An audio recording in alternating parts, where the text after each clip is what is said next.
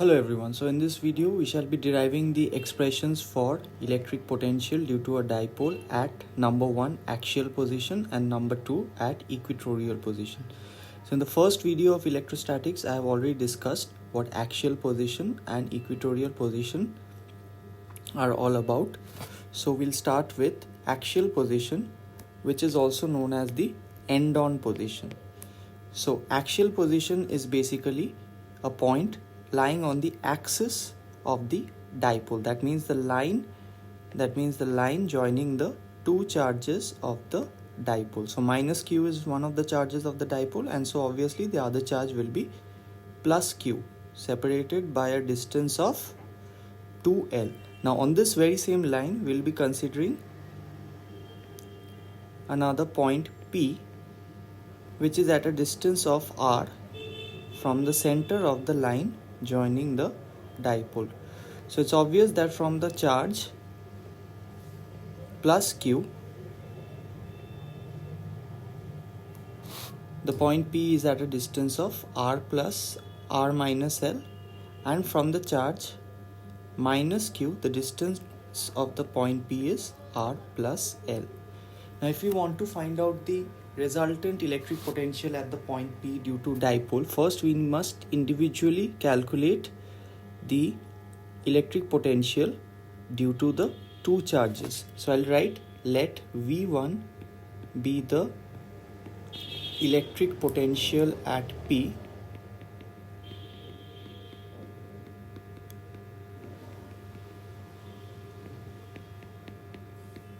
due to the charge minus q. Therefore V1 will be given by 1 by 4 pi epsilon naught minus q. V being a scalar quantity, we must incorporate the sign of the charge in the expression as well, and the distance being r plus l. Similarly, there will be an expression for electric potential for the plus q charge, which we are calling as V2. So let V2 be the electric potential at P due to the plus q charge. The expression being 1 by 4 pi epsilon naught. It's a positive charge, so we'll simply take it as q, and the distance is r minus l. Now at the point P there are two potentials, V1 and V2. Now the potential being a scalar quantity, the resultant potential at the point P will simply be a scalar addition of V1 and V2.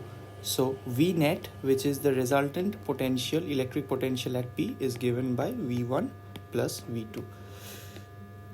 Just substitute the expressions of V1 and V2, which are 1 by 4 pi epsilon naught minus q into r minus q by r plus l plus 1 by 4 pi epsilon naught q by r minus l.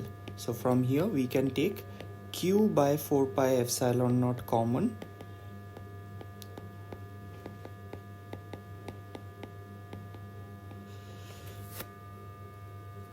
now you just need to simplify the expression which is there inside the bracket. The LCM of r plus l and r minus l will be r square minus l square. So V net is equal to q by 4 pi epsilon naught.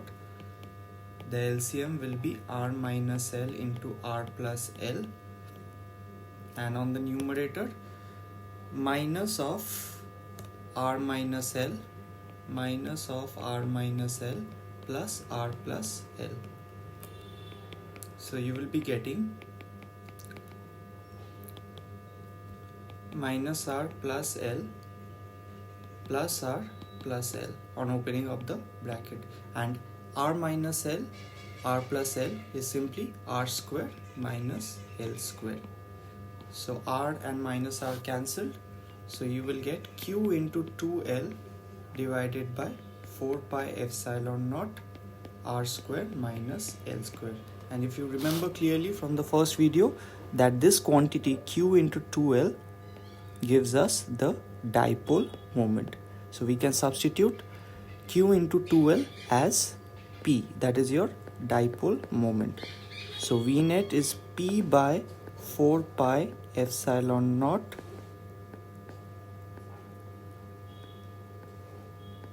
R square minus L square. This is the expression of resultant electric potential at an axial position. Now, for a short dipole,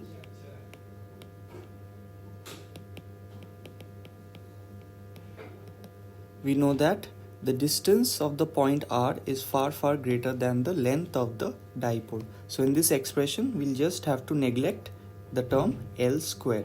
So you will get, for a short dipole, your V net as Q by 4 pi epsilon naught R square. So this is for a, sorry, not Q, this should be P. Beg your pardon, should be P.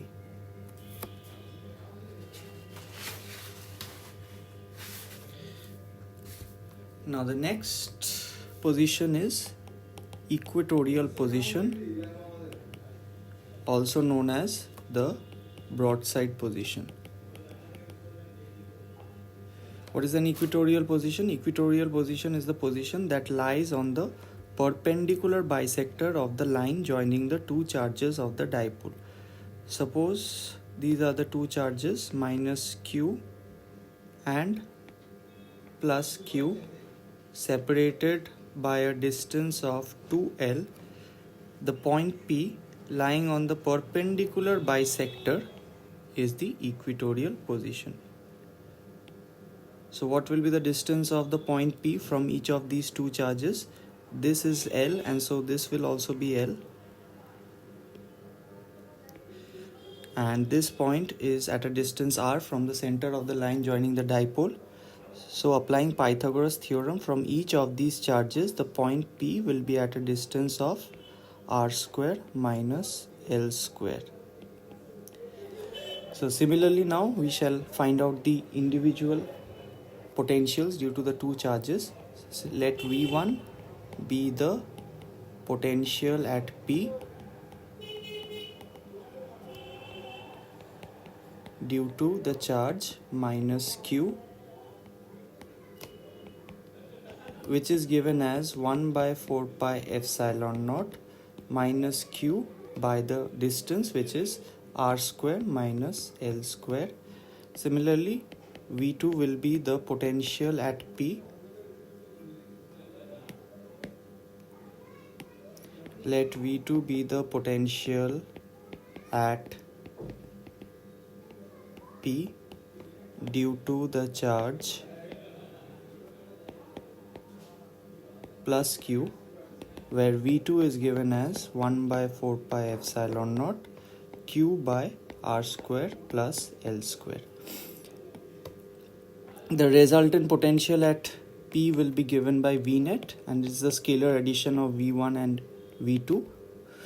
V1 being 1 by 4 pi epsilon naught minus Q by root under R square plus L square plus 1 by 4 pi epsilon naught Q by root under R square plus L square. So as you can see that these two quantities are equal and opposite, so they will simply cancel out, and hence the resultant potential at broadside position or the equatorial position is 0 for an electric dipole. This is a very important thing to remember, and from here the question which is asked very often is, for an electric dipole,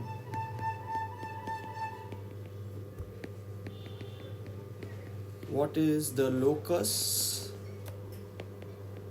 of zero potential? The term locus means a collection of points. If you just go back to the diagram, at any point on the perpendicular bisector, the electric potential due to the dipole will be 0. So your answer should be the locus of zero potential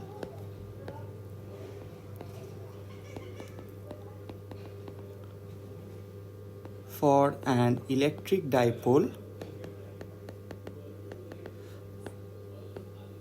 is on the